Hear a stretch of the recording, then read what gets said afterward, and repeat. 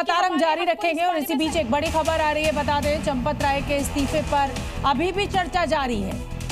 जाहिर सी बात है कि चंपत राय के ऊपर जिस तरीके के आरोप लगाए जा रहे हैं कि उन्होंने अपने पद को जिम्मेदारी पूर्ण तरीके से पूरा नहीं किया है, उसको जस्टिफाई नहीं किया है, उनकी जिम्मेदारी बड़ी थी, तो अब आरोप भी बड़ा लगा है और इसीलिए ये चर्चा अभी भी जारी है। मैं महंत सुधीर जी का रुख करना चाहूंगी। महंत जी, अगर मैं आपकी राय की बात करूं, आप क्या चाहते हैं? पूरा का पूरा ट्रस्ट बदलना चाहिए, एकमात्र विकल्प आपको यही दिख रहा है? सत्ता का इसमें हस्तक्षेप होना चाहिए, पूरा का पूरा कंट्रोल जो है वो गवर्नमेंट को ले लेना चाहिए? क्या मांग आपकी है? संत समाज क्या चाहता है?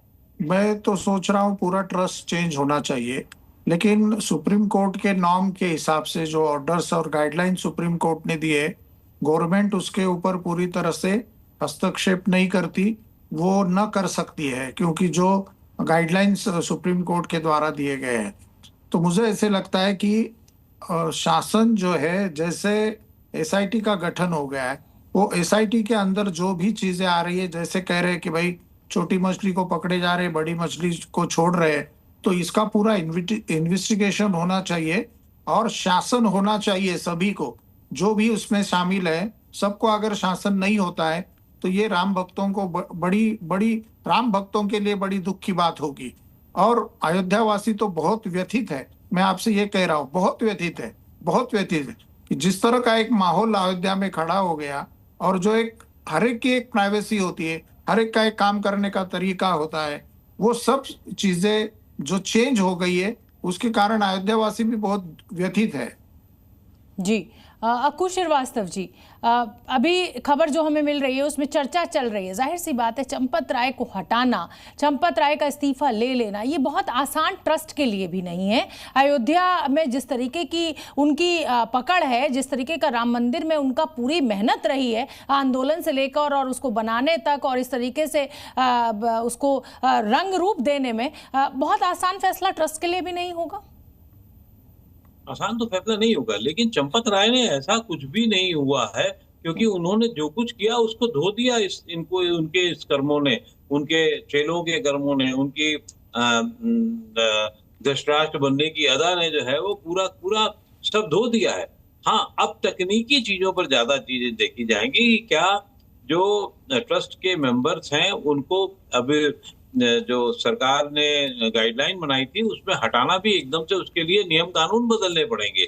और उस नियम कानून बदलने के साथ में कैसे प्रक्रिया होगी, और उससे ज्यादा मुझे ऐसा लगता है, एक तो ये कानूनी काम होगा, दूसरा परसेप्शन का काम जो होना है वो योगी आदित्यनाथ को करना पड़ेगा। योगी आदित्यनाथ को इसलिए करना पड़ेगा क्योंकि योगी आदित्यनाथ उस संस्था के प्रमुख भले नहीं हो, लेकिन उस राज्य के प्रमुख हैं जहां उनकी बात चलती है, जहां उनका सिक्का चलता है। और वो जब कदम कोई उठाएंगे इस पैरेलल उसके, ये ध्यान रखिएगा, ये ट्रस्ट की बैठक जो होगी इसमें अभी आपको आधे घंटे में सब कुछ हो जाएगा कि चंपत राय का इस्तीफा बतौर जो प्रमुख है वो हट जाएगा, मेंबर हो सकता है बाद में वो हटेंगे, अनिल राय का इस्तीफा हो ही जाएगा, नए लोगों की नियुक्ति को लेकर के भी कोई बातचीत हो जाएगी, ये सब होगा।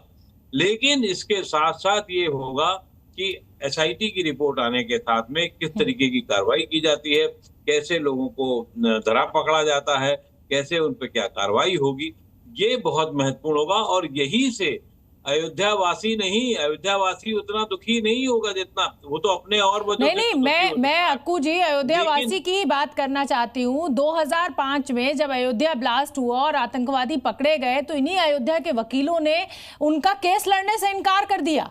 उन्होंने कहा अयोध्या का कोई वकील इनके साथ खड़ा नहीं होगा, और आज भी सेम स्थिति पैदा हो गई है। इसका मतलब आप ये समझिए, वहां के स्थानीय लोगों का, स्थानीय वकीलों का ये मानना है कि ये जो कृत्य है वो एकदम आतंकवाद के बराबर है। मतलब आस्था पे जो चोट की गई है हिंदुओं के, सनातन के, उस अपराध को वो कहीं से भी क्षमा करने के मूड में नजर आ नहीं रहे हैं। मुझे तो लगता है उससे बड़ा मानेंगे वो, क्यों? क्योंकि उनकी पूरी आस्था पर चोट है, धर्म पर चोट है, सनातन पे चोट है। आतंकी का तो एक उसको पगला भी मान सकते हैं, और वो उनको लगता है लोगों को कि अरे चलो भाई उसके बाद है, लेकिन यहाँ तो पूरी आस्था का डामाडोल हो जाना हो रहा है। तो इस लिहाज से इस पूरे प्रकरण में बहुत ही सोच समझ करके प्रक्रिया की जाएगी ताकि अयोध्या का विश्वास भी जीता जा सके। प्रदेश वालों का विश्वास जीतना भी उतना ही जरूरी है। आने वाले कुछ महीनों में चुनाव भी है और देश का भी विश्वास। ऐसा नहीं कि सिर्फ इसका असर अयोध्या में जो आज हुआ उसका असर सिर्फ और सिर्फ इस चुनाव पे पड़ेगा या इस बाद के चुनाव पे पड़ सकता है। अगर आपने इस पे कार्रवाई ठीक से नहीं की, ठीक से उसको बताया नहीं, लोगों को समझाया नहीं और लोगों को कन्विंस नहीं किया, अगर कन्विंस नहीं किया तो वो मुश्किल होगा। और ये कन्विंस करने का काम प्रधानमंत्री भी नहीं कर सकते। क्यों? क्योंकि उनके हाथ एक तरीके से वो इसमें नहीं करना चाहेंगे। वो काम योगी आदित्यनाथ को करना होगा।